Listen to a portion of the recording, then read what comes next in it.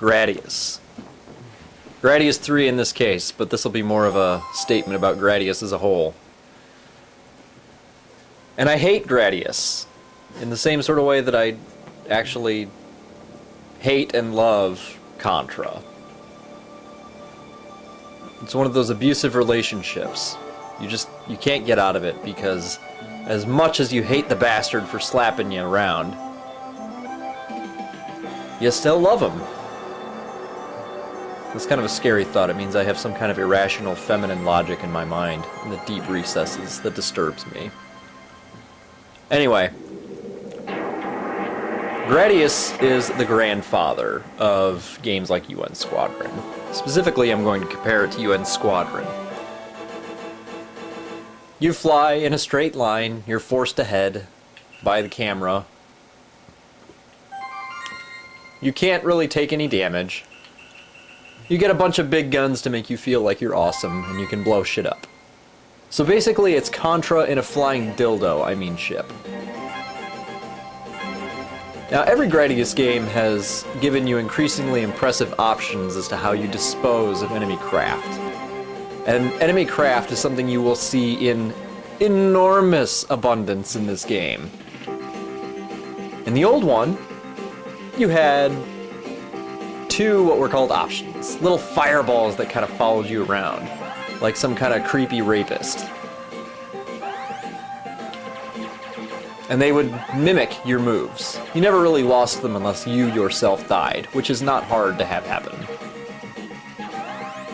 And in that game you got basic little missiles that would drop and skim across the ground. You got lasers that were better than your average bullet. In this you have simply an enormous arsenal. Big guns, long guns, ripple guns, all the cool shit from the old ones makes its appearance in this. In spades.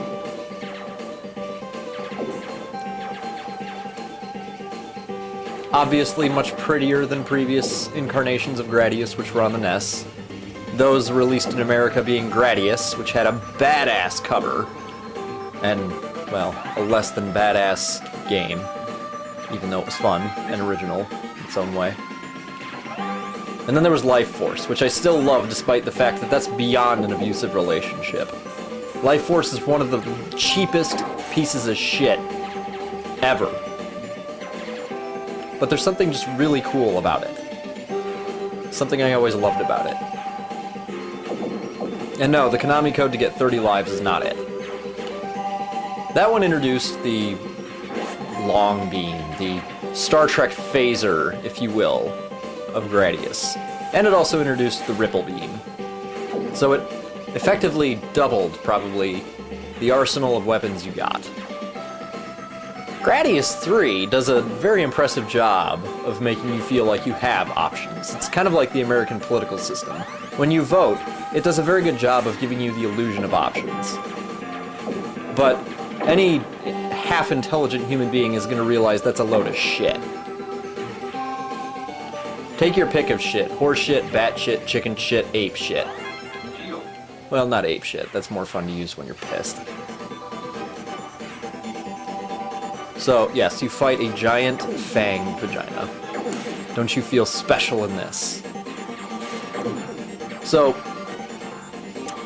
I've always been fascinated and disgusted with Gradius because it does such a great job of presenting itself. It does seem very cool and epic.